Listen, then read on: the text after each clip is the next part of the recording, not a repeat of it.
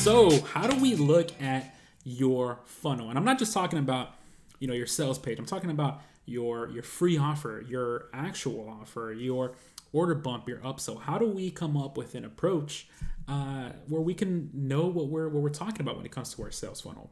And look, this episode we're going to talk about a lot of good stuff, mostly because I'm going to relate it to food, and I'm a big foodie. Okay, I love food. It's awesome. All right, so we're going to look at your funnel through the eyes of food. And what I mean by that is I'm going to break it down for you the way the Cheesecake Factory would. Now, I don't know how you feel about the Cheesecake Factory, but to me, it's one of my favorite places to go. That Chipotle chicken pasta, oh my God, so good. Okay, delicious. I get that every single time. And of course, I always get a mojito, 100%.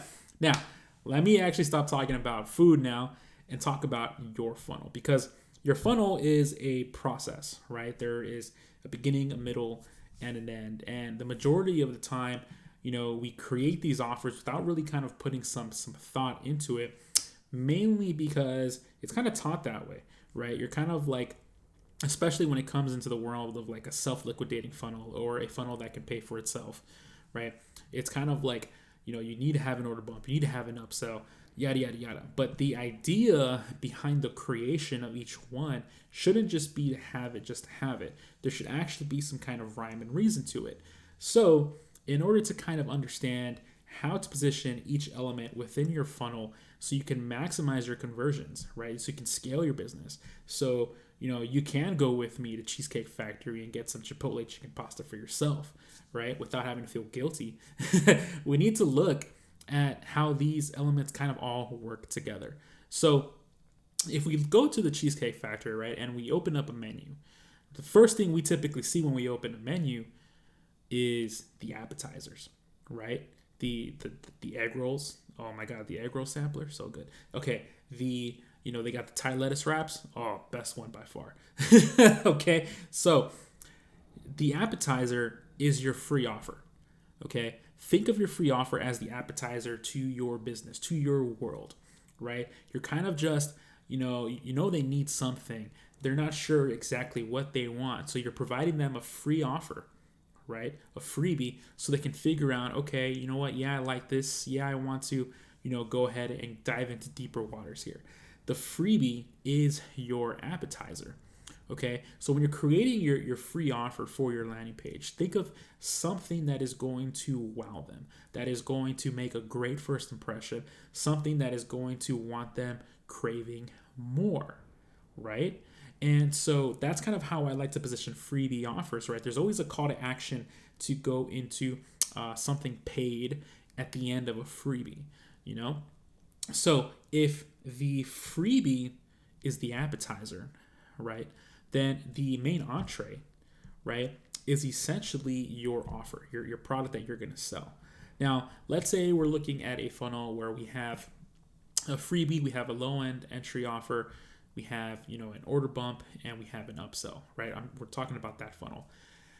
Then, your main entree is going to be that second step, that offer. And this can be, whatever your price point you want to be at. I'm a fan of low entry offers, meaning, I like the $27 range because it's very easy for someone to say, yes, let me try this out.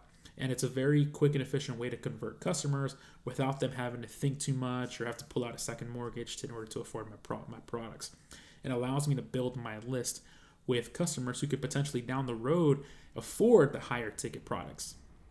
Okay, but in the meantime, I just want to start this relationship nice and easy. And so that order, that first offer is the main entree. So when you're thinking about, okay, they just got my freebie, what's the next thing that they're going to want? It's usually better to think in terms of like going more of the same. If they, sign up for a free workout, the main offer should revolve around offering more workouts, but in a more systemic manner. Maybe it's like a 30-day workout program or a 90-day workout program, et cetera, et cetera. Okay, but think of that first step, that offer, as the entree. Okay, now let's say someone's on your sales page, they go to the checkout page, then they see an order bump. And this is kind of an order bump, of course, is one of those shopping cart maximizers, right? You want to increase the value of your shopping cart. And so you want to make sure that the order bump, right, is going to add value to your main offer. So the way to think about this is like if you have an entree, right, the waitress might actually ask you, would you like a drink? Of course, me, you already know. I'm going to say, yes, I'd like to have a mojito, please. Or a Blue Moon, whichever. Okay? And so that's the order bump, right? I just ordered like a $17 entree, and now I'm ordering a $15 drink. That's how it works. So when it comes to your funnel, the same principles still apply, right? We have your order, your main offer, and then we have an order bump, which is going to be that delicious beverage, that nice tasty drink, right? And so, for example, if you have a 60-day workout program, perhaps the order bump is a one-on-one with you. Perhaps it's a nutrition book. Perhaps it's a no weights program or something like that, right? You want your order bump to supplement the actual main offer. Now, the thing to keep in mind is that the better the order bump, the more someone was willing to buy them as a standalone product. If someone's willing to buy that without anything else, that's a really good order bump, right? Just like people are willing to go into the Cheesecake Factory just to go to the bar, right? It's kind of like the same idea. Now, when it comes to the upsell, right? If we look at the restaurant metaphor, what happens after the meal? After you've had your entree and your drinks, normally the waitress or waiter's going to come around and they're going to ask you for what? Would you like dessert? And what are you going to say? Now, me, I'm not a big fan of sweets. So I typically say no, thank you. And on the rare occasion, I will go ahead and get a slice of cheesecake, right? Now, when it comes to your business, the upsell is the dessert, right? So when you're thinking about your upsell, think about something that is just so good, so appetizing, something that is going to get results easier, faster, something that's going to make it completely no risk to them, something that's going to be super low effort on their part, right? Like the more they elevate or ascend through your funnel, right, the more value they're getting, but also the faster and easier results they're going to be getting. So a good upsell, for example, could be again, one-on-one coaching with you, right? If you are in, like, for example, the service-based business, if you are selling products and services, maybe your entree, right, is a certain module of an entire system, right? And so the upsell will be the complete system, right? So to kind of give you an example, right, in the soccer world, we sell a program called the Evolution of Touch, and the upsell is a bundle. We have a complete beginner bundle that has 4 or 5 other programs in it, and then that is the upsell. So they come in. Our freebie is a nice workout.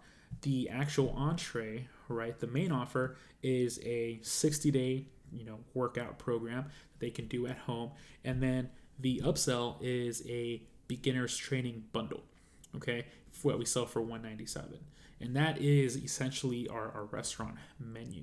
And so the one thing I will say is that you don't want to be like Cheesecake and have like 1,000 different options on your menu. You want to be very specific, right? You want to have kind of like a one-page menu where you have just your freebie. Here's your main offer, your low entry offer, if you will. You have your order bump and you have your upsell. If you want to have downsells and more upsells after that, totally up to you. But when you approach your sales funnel, that's what you want to think about. You want to have essentially that appetizer, then the entree, then the drink, and then the dessert. And that's going to be your freebie, your low entry offer, your order bump, and your upsell. And when you think of your funnel like that, it's much easier to think in terms of, okay, what needs to go where and what am I going to offer in each step in order to complete my one-page menu that's going to leave someone, super happy, super satisfied, and excited to come back for more. Thank you so much for listening to today's episode. I'll see you in the next one.